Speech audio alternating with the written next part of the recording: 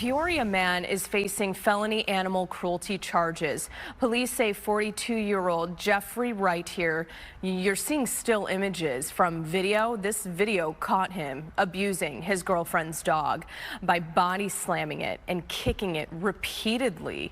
Animal control officers took the dog. It did have some injuries, but should be okay. According to court paperwork, the dog's owner and Wright are in a relationship and do have a child together even. The dog has now been seized. First, new this morning, we're learning more about a crash, and look at that banged up truck. Boy, the driver's side looks bad, and then look at that house right there. You can see how the front part of the house over there by the garage was really just plowed into. It all happened in Chandler last night at about Dobson and Queen Creek. Police say it looks like a couple of drivers were speeding through that area when the truck crashed into a parkway and into a parked vehicle, pushing that car then into the house. It also appears the driver of the truck then got into a fight with the homeowner who was home at the time and heard the big boom.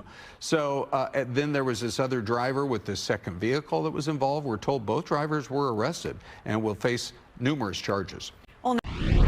Silent witness Saturday. Sergeant Brian Bauer joining us to talk about an aggravated assault. Scary situation for a number of reasons. A lot of people around, and the suspect had a knife. Exactly. And the fact that this happened on a light rail train, like you mentioned, there's a lot of people there. It's a very small, condensed area where a brutal attack happened on that light rail. All right, we're looking at that video. A great shot of the suspect. Take us through what happened. So what you see is the suspect and the victim are in an argument.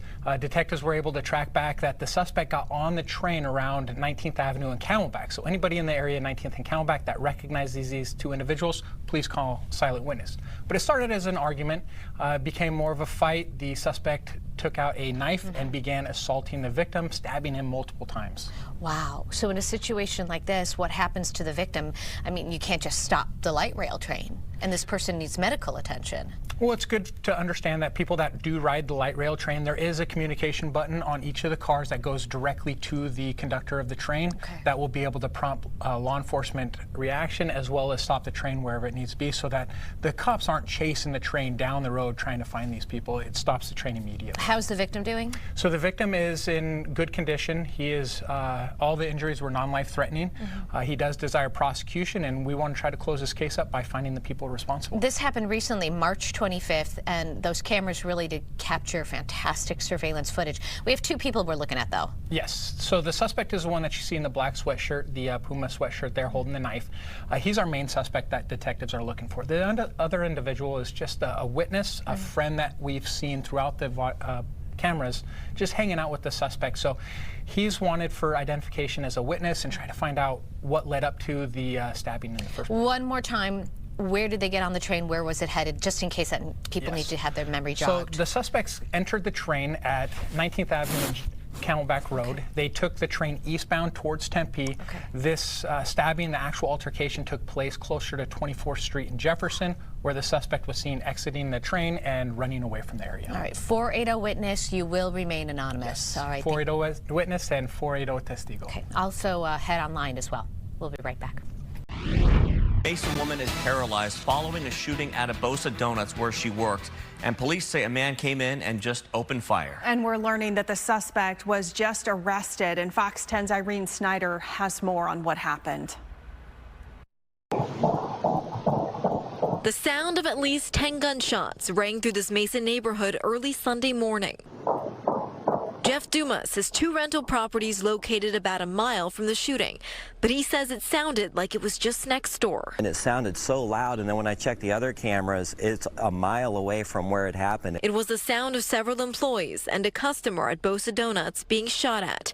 This happening around 3:15 a.m. off Dobson and Rio Salado Drive. You just start imagining what went down at 3:30 in the morning, and it just wasn't good. The suspect, 30-year-old Donald Williams, arrested on Wednesday. According to court documents, he told police he was trying to get to Scottsdale. Williams claims he got into a man's car where he was touched inappropriately by that man. He got out of the car, went into the Bosa Donuts location asking for a ride.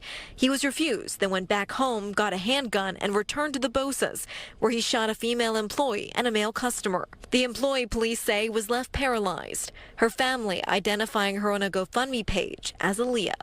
Jeff Duma says the community feels for her family, and they're grateful the suspect is caught. Everybody in the neighborhood is pretty uneasy. You know, somebody to fire off rounds just like that and have that little disregard for human life it's really concerning. Irene Snyder, Fox 10 News. Valley woman settles the lawsuit with the city of Scottsdale after she was wrongfully accused of a hit and run. Yeah, but it was a 3-year battle to clear her name. Her image, her mugshot was everywhere. Fox 10's Stephanie Bennett joins us live tonight with the details. Steph?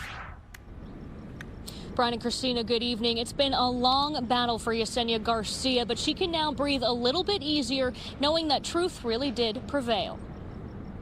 I feel more at peace that there was light shed on the whole situation. Almost 3 years later, and Yesenia Garcia is finally getting the justice she deserves. I'm so thankful for all my attorneys and for all the support. The city of Scottsdale awarding her $200,000 after she was falsely arrested and accused of a hit and run from 2020. Her mugshot was blasted all across the internet, and people recognized her for something that she did not commit or do. According to reports, Garcia was at a bar with friends when a random person jumped on the front of her car, causing damage to the hood and windshield. Meanwhile, a hit and run had happened nearby, and police thought she committed the crime once they saw the damage to her car. The case got national attention after police body camera footage showed how the officers treated her that night, calling her a liar and refusing her to contact a lawyer. When they drew my blood, that was really hard to accept that it was happening, and I think that's where I just started giving up. Eventually, surveillance video from the area showed that Garcia's car was parked for hours, in addition to showing the man jumping on her hood. I'm so thankful for all the cameras, because without them, I don't know if I would be here today. Garcia filed the lawsuit against the Scottsdale Police Department in 2021. After an internal investigation, the chief admitted that officers made mistakes, disciplining some of the officers involved, including a 40-hour unpaid suspension. The discipline wasn't harsh enough. This has definitely affected Miss Garcia's life for the rest of her life. So being wrongfully arrested and just a slap on the wrist for these officers was just given a slap on the wrist. So the punishment could have been definitely a lot harsher. As for those officers, their names were never released. Reporting live tonight, Stephanie Bennett, Fox 10 News.